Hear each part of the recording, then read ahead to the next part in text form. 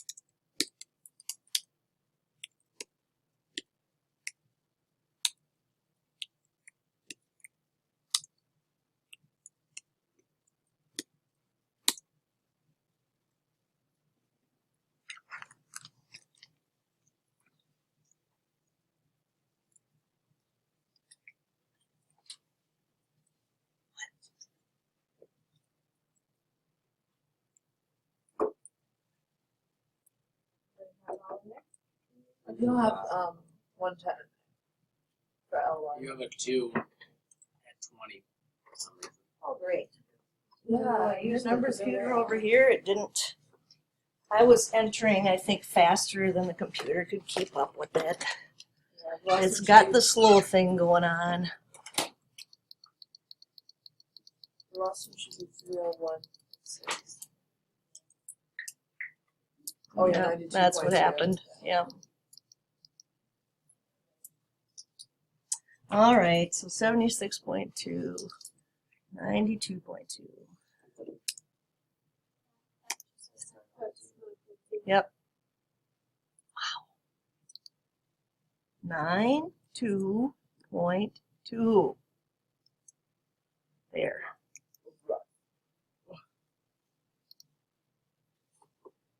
Let me delete the entry. I'm going to staple that again. Come on. Slowly.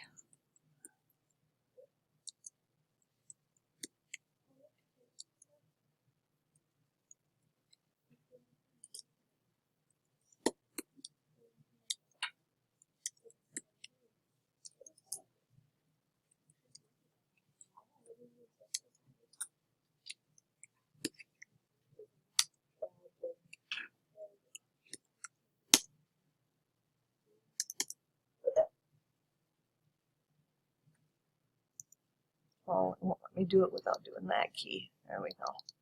Now it should be okay.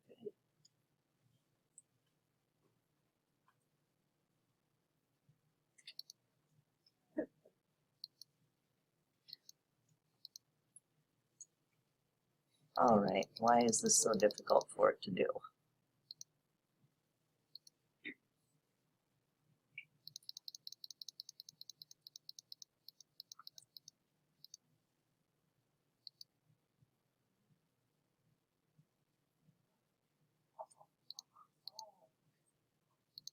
I'm going to end up grabbing the one for the TV anyway.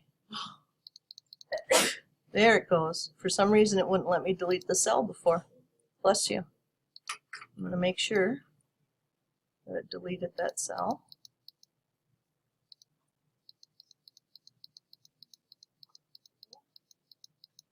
Ain't technology grand? Yep, got it this time. Did you get 110 and the 301.6?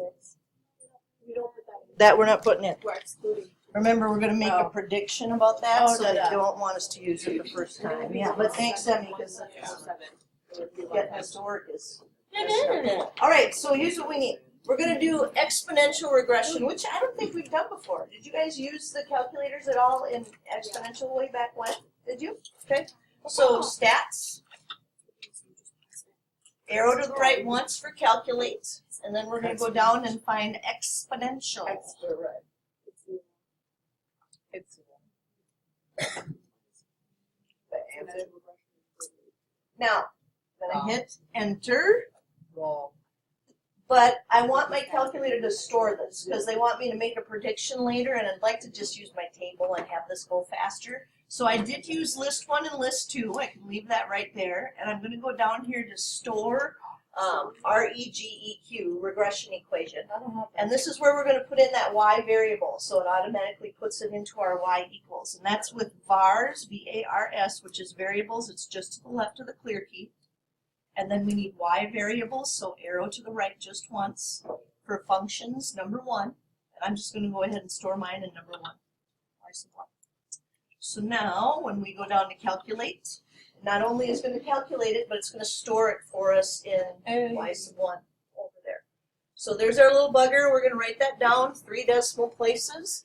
Not a bad regression model. Remember, if r is close to 1 or negative 1, it's a pretty good regression model. So, 3 decimal places, we would have y equals 80.551 times 1.013 to the x. So there's our regression model where r was about 0.998. Again, that's important because it tells us how good a model this is. All right, so the second part was we're supposed to predict the population for 2007. So there's a couple ways we could do this. The first is we go back to the table and we think about the fact that if we were to continue on using 0 year as 1900, this would be 107, and we could just take 107 and plop it up in there. But there might be some rounding error because we rounded when we wrote down this equation. So it would be better if we're able to see all the data if we just use the table feature because we stored that in y sub 1, and we go ahead and go to when is x 107.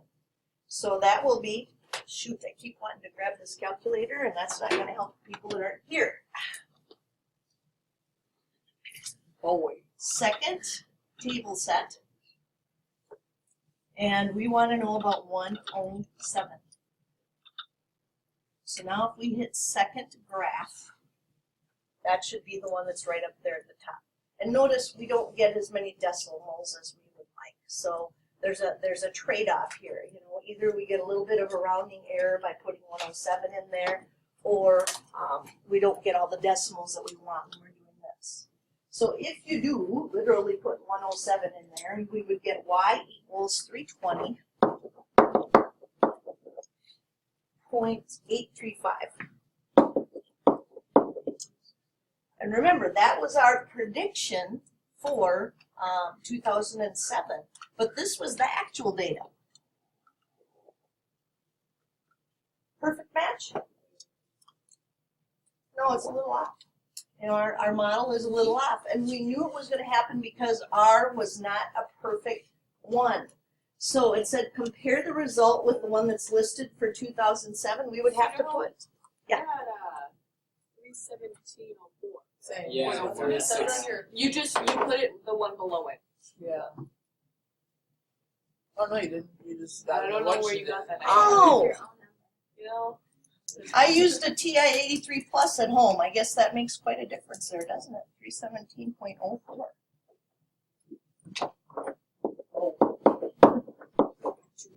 Well, for goodness sake, then let me try it by putting the 107 in there too. 80.551 times 1.013 to the 107. And I'm just doing this on the TV one because I don't want to mess with that one.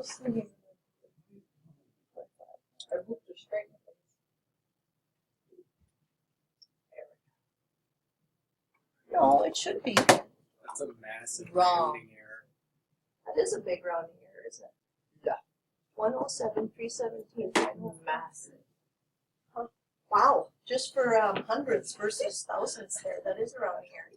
So either way, you know, like I said, it probably depends on the calculator and whether or not I store it and use it or use the exact answer. We're getting something that's too high, you know. So our prediction, our model is too high.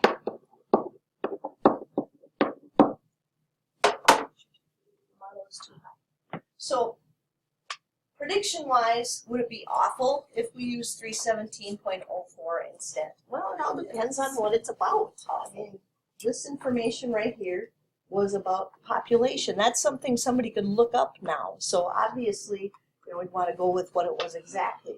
But our model's not horrid. I mean, if you look at it, you see, and I didn't make the scatter plot. We could do that with this, but you guys can see that we've got all our plots right here. The curve does not go perfectly through all the spots. It doesn't, you know. But it's a pretty decent model. It's just not bad. Not perfect, but it's not bad. So we did exponential regression, and this one says exponential growth is unrestricted. Pretty obviously, it's supposed to go forever. The limit as we approach infinity, going to the right, is going to be infinity. Population growth is not. There is a point where you use up all your resources and illnesses happen, bless you, starvation happens, and there is a cutoff. So for many populations, the growth will begin exponentially. It'll look like this to start off with, but then it levels out and it becomes logistic, you know, because you can't sustain huge populations for very long. So it eventually slows and approaches a limit to growth called the maximum sustainable population. And as I had mentioned when we were going through this, that is a logistic function. There's a lot of names for logistic functions, but when we talk about that maximum sustainable population, that's going to be a logistic function. So modeling two states' populations using logistic regression. I have a couple of them here.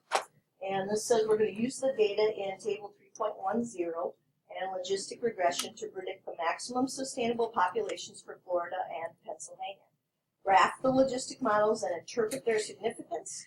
Let F of t and P of t be the populations in millions of Florida and Pennsylvania, respectively, t years after 1800. Well, at least they helped us out there. They want us to have a 0 year of 1800. Would have preferred 1900, but you know, I'll go with it. What is that? 0 year of 1800. We'll have us punching in 100s for this.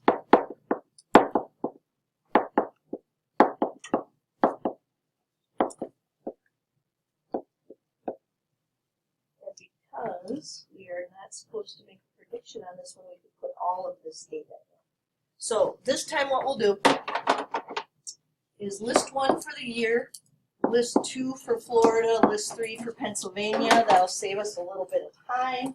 You guys go ahead and get it into yours, and I'm going to Try and carefully watch and make sure the computer's not lagging behind me here while I put it into the calculator on the computer. So we're gonna start. Oops. Yeah. Step back up here for you guys.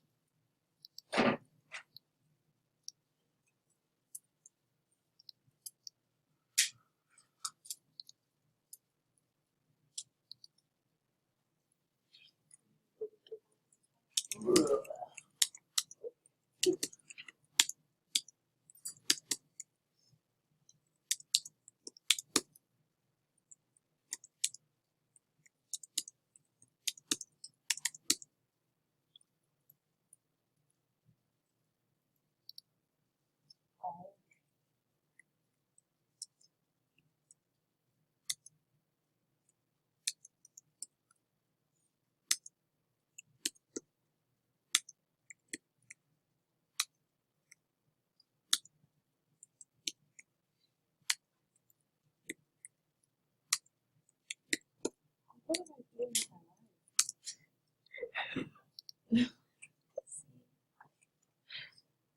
It's just a math problem, Emmy. I can't. No, Don't get like it. I messed up and I got out of the table, but I still go away.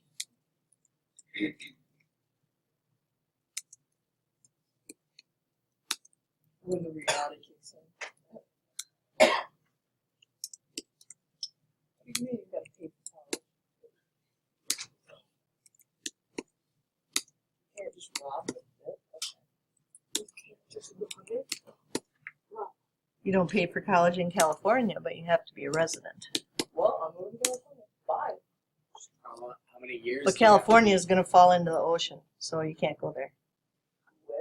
Well. Right. Next earthquake, they're done for. Here it is. Improvement. Actually.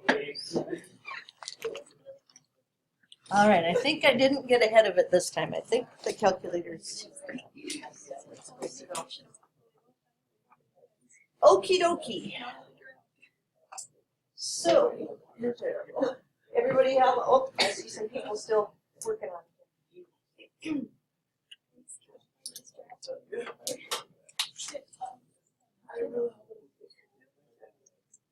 We're gonna make an F of T and a P of T for Florida and Pennsylvania, and we are supposed to do logistic. So stats and calculate way down below.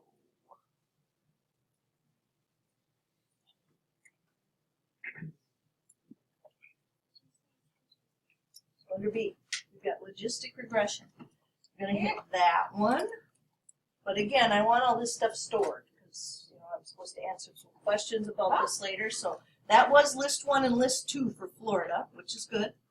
So I'm going to do variables, Y variables, logistic. Oh, I was like, what? 1. Okay. And now the calculator.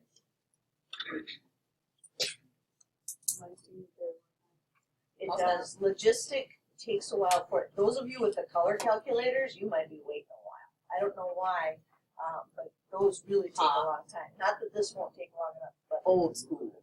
the color ones take quite a bit of time. So what it's doing is it's giving us the equation and then it's telling us use this for A, B, and C. Well, those are the numbers we're supposed to get. So C is 28.021 and B, well, we probably do A next, 9,018.633. And then there's our power for B. So let's write that one down as F of T for Florida.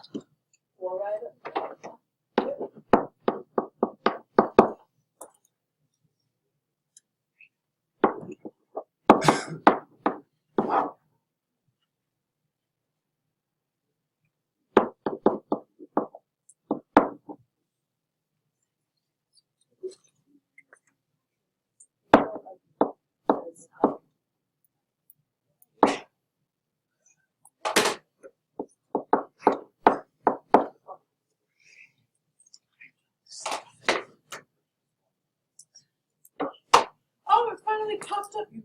Those with the bag. Just now, Yeah. did it? Are Yeah. some of you still waiting? Yeah, it's a lot of math for it to do, so it takes it a while. Just wait. Go ahead and write that one down and then we'll do Pennsylvania. Blaine? Under variables, which is just to the left of the clear key. And then arrow to the right wants to Y variables, functions. There you go. Okay.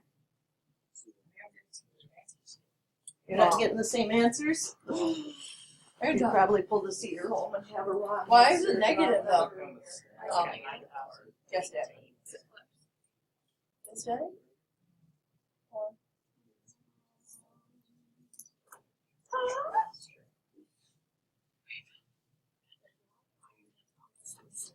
Because I sung it. And now it's. I'm saying.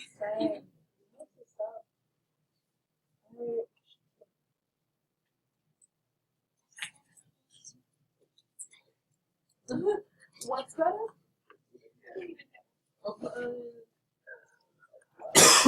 Ew. Bronchitis. Keep your nasty bronco to yourself.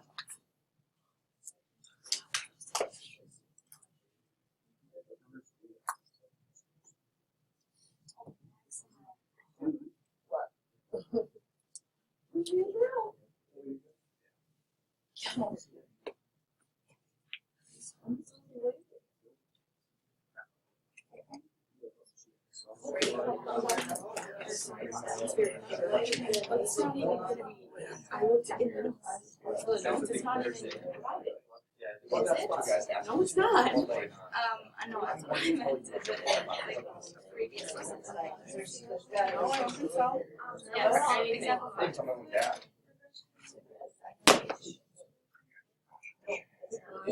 Right. I think it was like example. All of them.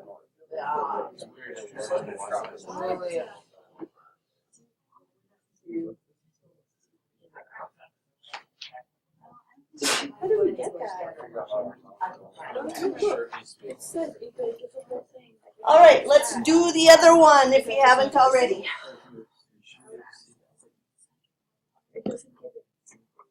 So for that one, we will do stats, calculate, and back down again to logistic. But we didn't change anything. We're gonna use the other list this time. Oh. Logistic. Here we go. So this time we're gonna go ahead and use list 1 and list 3. How do you change that? Second 3. Okay, that list. Just do second and then number 3. That'll give you list 3. And this one, be careful, don't store it over the top of the other one. Let's put this one in Y sub 2. Mine won't let me change it like that. Mine doesn't come up that way. Shouldn't I just do it? Oh, you have to do commas with yours. Stats.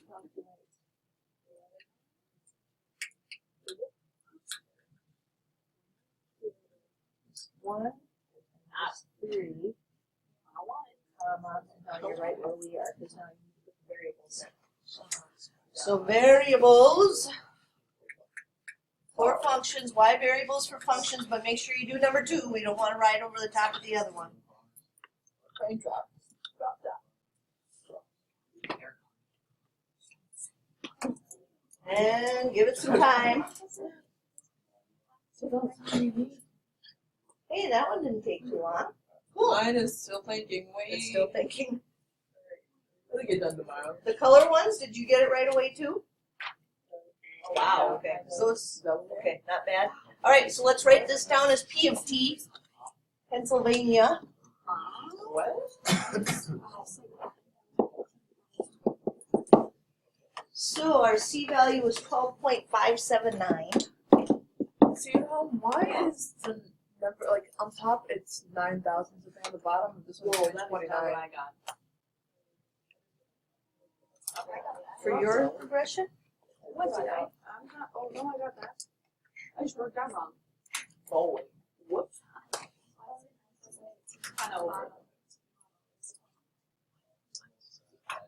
Oh, they're in order of A, B, C. And C goes on top. Yeah. Yeah. So look at their model, you'll see that C always goes on top.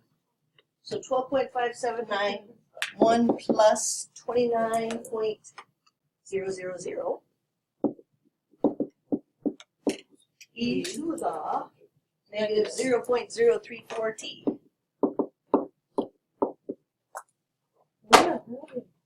So it said, use the data to predict the maximum sustainable populations for Florida and Pennsylvania.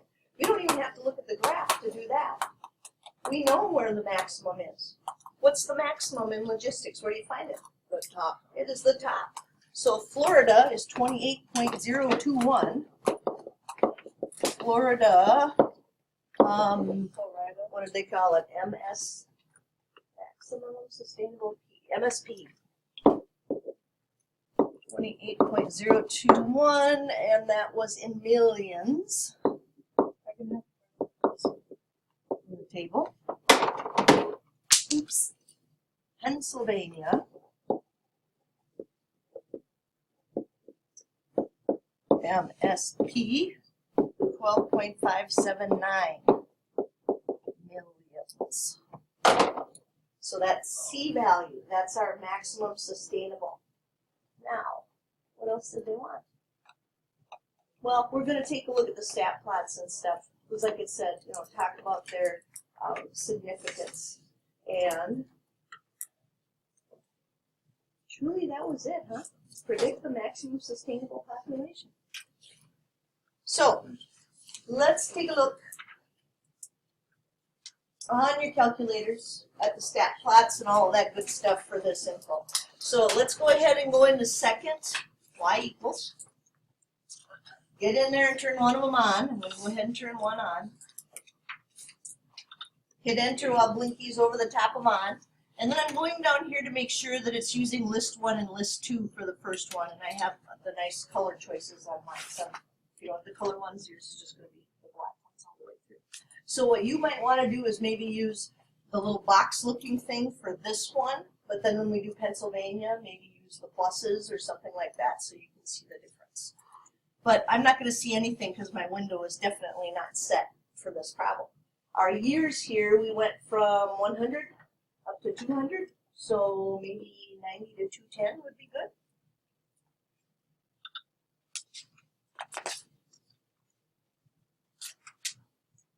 And then our Y's, let's see, for Florida, from 0 to 16 would do it, but that looks like that's going to be okay for Pennsylvania as well. So maybe 0 to 16.5.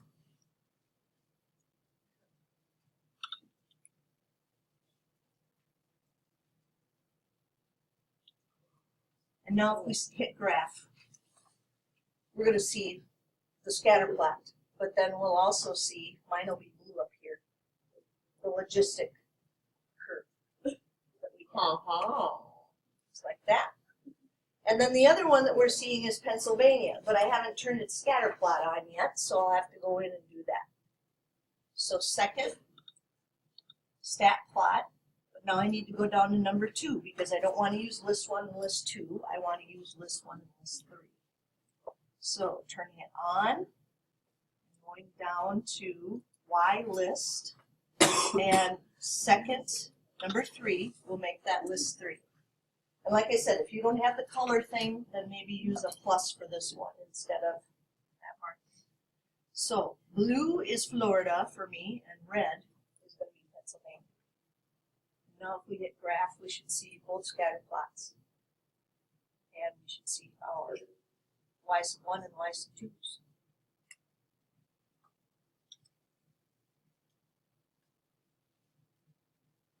Not too bad. Not perfect, but not too bad. Pretty good fit there.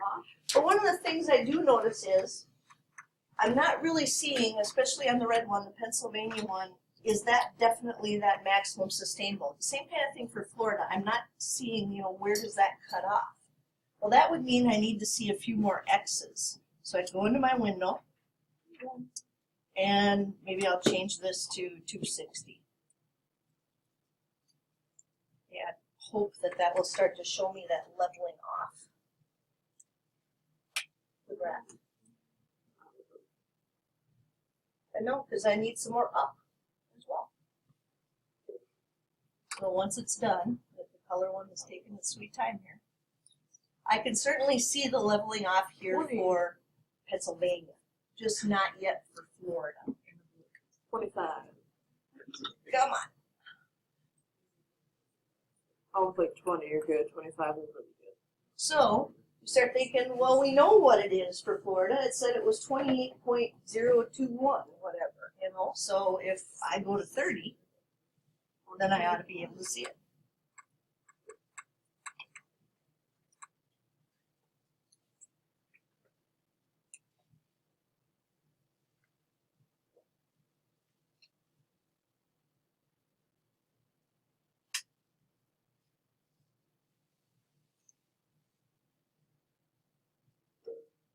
Okay, so graph the logistic models and interpret their significance.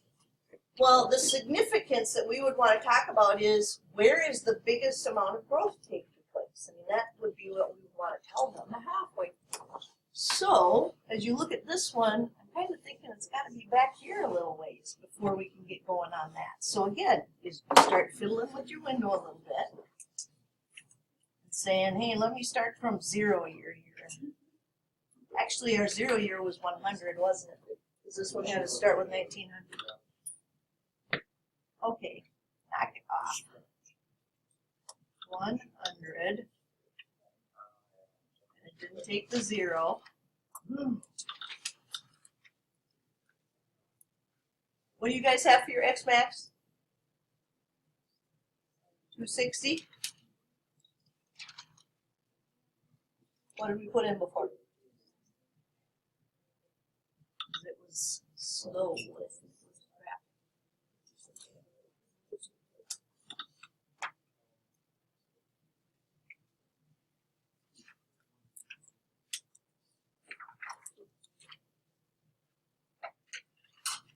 What they want us to do is figure out when was the most significant change in the population taking place. And actually, I'm going to go ahead and use their sketches because I can't really talk about that well here.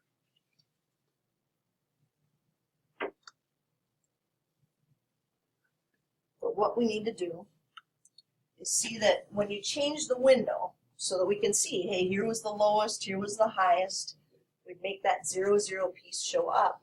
Somewhere in here is where that red graph is showing, hey, that was the time of the highest growth. And that one was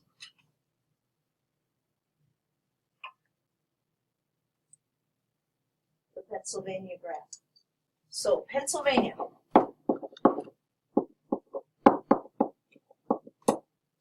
had the most rapid growth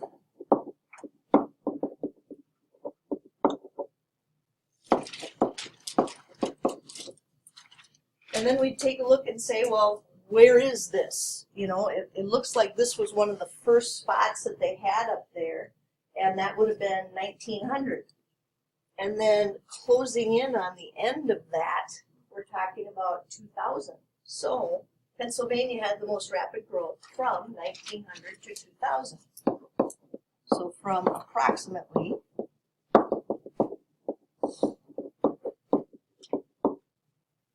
1900 to 2000.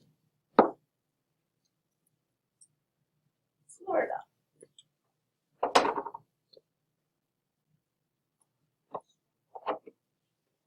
Right about here maybe, looks like the inflection point. So I look at that and I think, well, there's 1, 2, 3, 4, about the 5th point in is the one where we had the start of that rapid growth. So 1, 2, 3, 4, 5. About 1940, so Florida is experiencing the most rapid growth.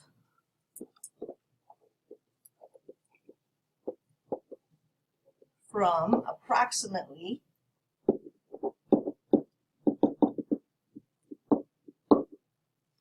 1900 to, well, it's not really done with its rapid growth, is it? I mean, if we look at this, this was the last point they gave us, but really there's still a little bit more room there for some rapid growth. So 2040 or so, it's probably still going to be experiencing that growth. 1900 to about 2040.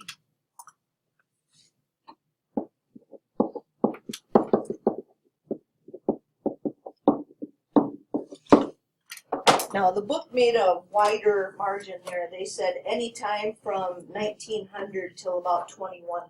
I think we can do a little better than that. You know, I think by looking at what we see in these windows here, we don't have to make that such a huge region. We can kind of narrow it down. But that's what we're supposed to see. We're supposed to be able to interpret the fact that our inflection point is where that most rapidly growing piece of the function is and what that means in terms of these populations.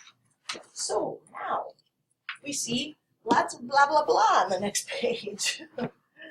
We've got a whole lot of word problem looking stuff here to go through, and it says in example 3, which was quite a while back, we had talked about modeling bacteria growth.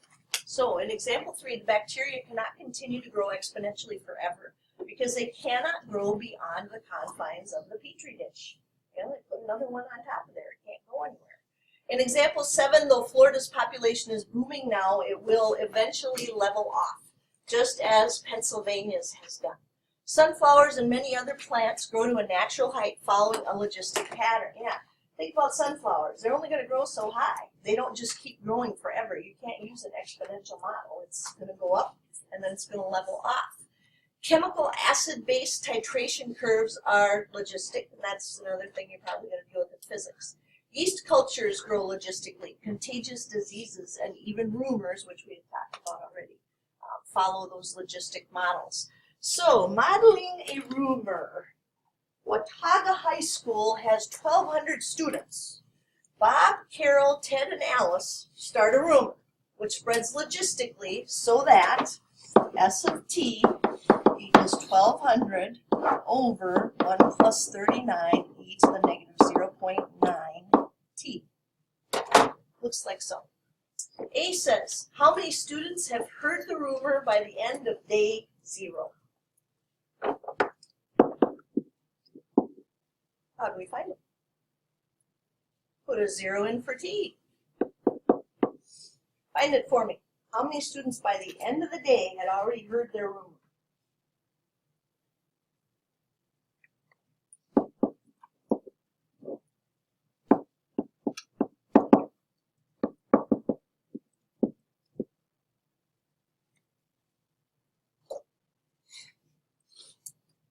The 0 is going to be 1.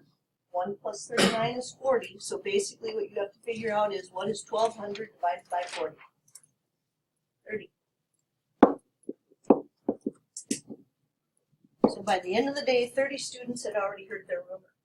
B says, how long would it take for 1,000 students to hear the rumor? So where are we supposed to put 1,000? Yeah, that's going for S of t.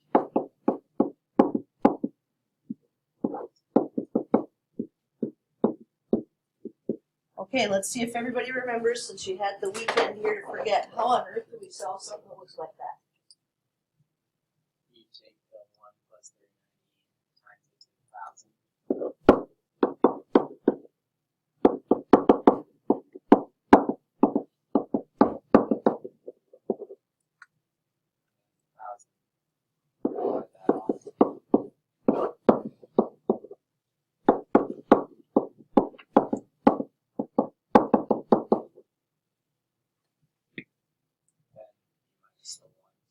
One.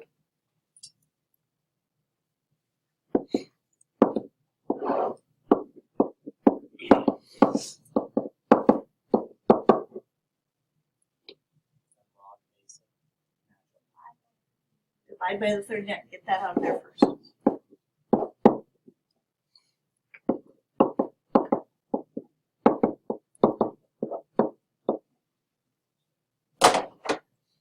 Then we natural logarithm that puppy.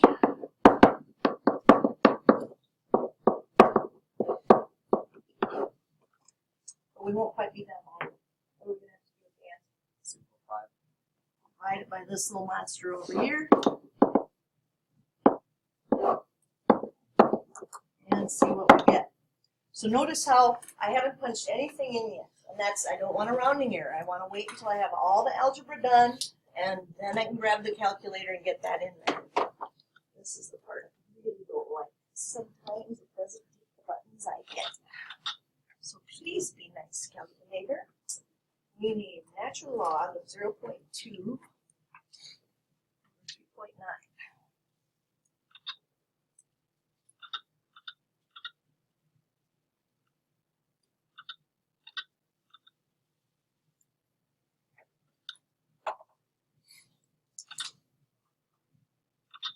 I'm just going to do it 2 steps in case it misses out. Divided by. Are you dividing by 3.9? Oh, it was supposed to be 39. Thank you. Natural log. Come on.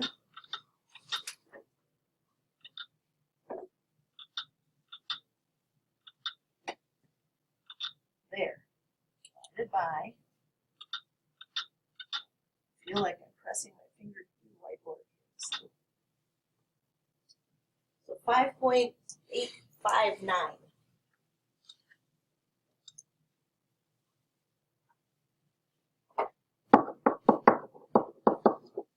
.859 what's? Days. So if you wanted to impress, what would you do with this? Just round it up. Make it 7. We'd say, okay, this would be 5 days. And what could you do with the .859? Take it times 24, 24 hours in a day. Go ahead and do that and tell me how many additional hours we would need to tack on.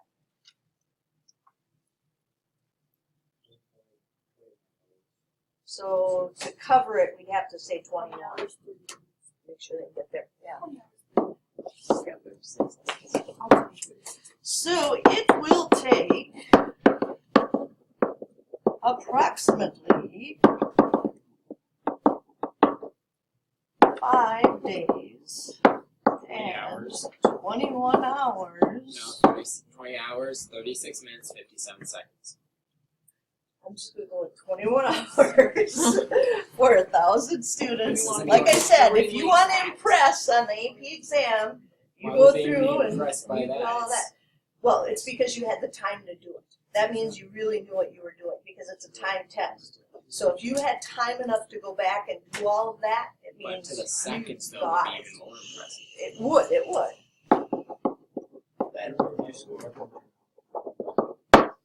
So take approximately 5 days, 21 hours for 1,000 students. All right, good. There's more blah, blah, blah on the next page. 2009, a high school with about 2,200 students closed its doors because of the swine flu. Absolutely true. That was a big deal. So assume the flu spread throughout the campus according to the logistic equation below, where S is the number of students who have been infected after T days, where T equals 0 is the day the flu first begins to spread. One of the scarier ones was actually, it occurred in Minnesota, and it was on a college campus that had to do with encephalitis. And that is it attacks your brainstem. Anytime that happens, you can die from that. So logistic models are absolutely, the CDC comes in and they try to figure out, okay, how do we stop this before it gets here? And they do the math. They want to know how many would be infected if we didn't do anything here. How can we stop this? So away we go. It says, first of all, I'm looking at this model and I hope you're thinking like I am. What was the maximum number of students? What was it on 0 day and all that good stuff? How many students on campus were originally infected, then at the end of day 3 and the end of day 10? Now that sounds something that might best be done with a nice little table on the graphic calculator. So if we can get this model in there, then we can tell them day 0, day 3, and day 10. So back up into our y equals. And we're going to clear the ones that we have in there. In fact, I'm going to turn my stat plots off while I'm there. I'm going to hit second y equals, and then number 4 turns all the stat plots off. So we're not messing with any of that stuff. And let's get our fabulous little model in there. 2, 2, 0, 0. Divided by parentheses. 1 plus 9, 9, 9.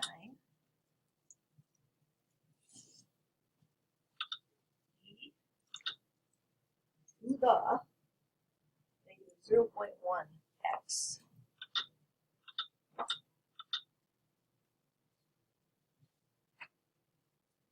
Yes, there it goes. 2200 divided by 1 plus 999 equals negative 0.1 x. Hooray! Thank you, Smartboard calculator. You're doing such a nice job. All right, now we wouldn't need it for day 0. We could certainly know, e to the 0 is going to be 1, so 1 plus 999 is 1,000. So that would be 2,200 divided by 1,000, which is 2.2. But it would be nice, second table set, to just see it in the table. And know we're right. Oh, come on, behave. Second table. Didn't take the second button here when I put it in there.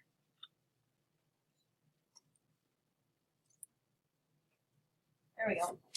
So there's our 2.2 after day 0. And this is going to be people. So we definitely would be rounding up on this. So day 0, about 2 students probably, but we might just go with 3 since it is people.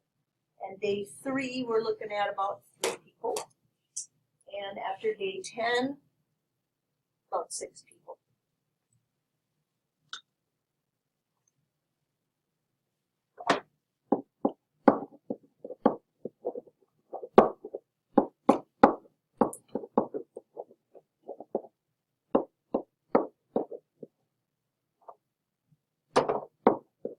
Okay, you're with the CDC, and you're there after day 1. Is this good news or bad news to you? You're there, somebody has gotten the swine flu, they confirmed it within the first day. Is this good news or bad news to you? It is pretty good news. I mean, if you're there on day 1, this is going pretty slowly at this point. But you let it get out of control and then you'll have nothing that you can do to it. So after how many days will 10 students be infected? Oh, we can kind of use our table for that, couldn't we? 10 students, how long did it take everybody? About 15 days? 4 hours, 14 minutes. Or we do it the really mathematically competent way, which would be 10 equals 2,200 over 1 plus e to the negative 0.1x. There we go. And we go ahead and solve that. And yes, it does come out to about, well, it's 15.177 days.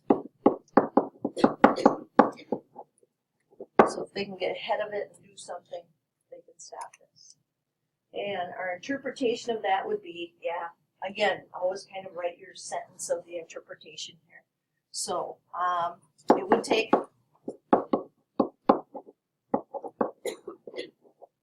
about 15 days, and then again to impress, you could put your 0.177 in there times 24, 4 hours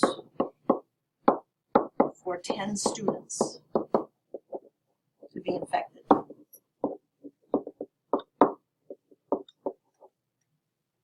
It wouldn't be an awful thing to use the table for this one anyway, because we are talking about people, and we're not going to be rounding people.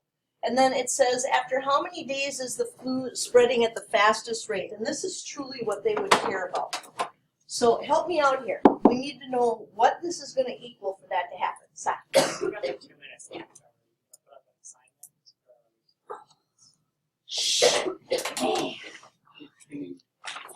Well, we did get, the rest of the stuff you guys already know how to do. I don't think we do. Because we take the 2,200 and we would divide it by 2. Divide it in half and do the rest of that. Rats! So it did hold me up quite a bit to use that Smartboard calculator. Yeah. Just a bit. These were long calculator problems that would have been taken. They were. There's a lot of calculator use in this last portion. Just so you know, Part D says, according to the model, how many days will it take until the entire student population becomes infected? How many days would it take for all 2,200 to be infected? I don't know if that would be possible. But you do know, don't overthink it. Never. Remember, the chances that at least one person will not be infected, it should never actually reach the 2,200. It should never make it there. There should be at least one person that for one reason or another does not catch that swine flu. And Part E, as you're writing the rest of the assignment down, talks about how a lot of schools, and usually it's a state rule, you have a rule about if this percentage of your students is gone, you have to actually close the school because it's spreading and the school is helping it spread. So there have been times when we've heard of like southern Minnesota small schools that are being closed because of the flu or different things that they're going through. And like I talked about with the encephalitis, they have closed campuses for a couple of weeks to make sure that everything gets wiped down and nobody's gonna get sick again from being at school. Are there like protocols that just everyone went on vacation that week? What they usually do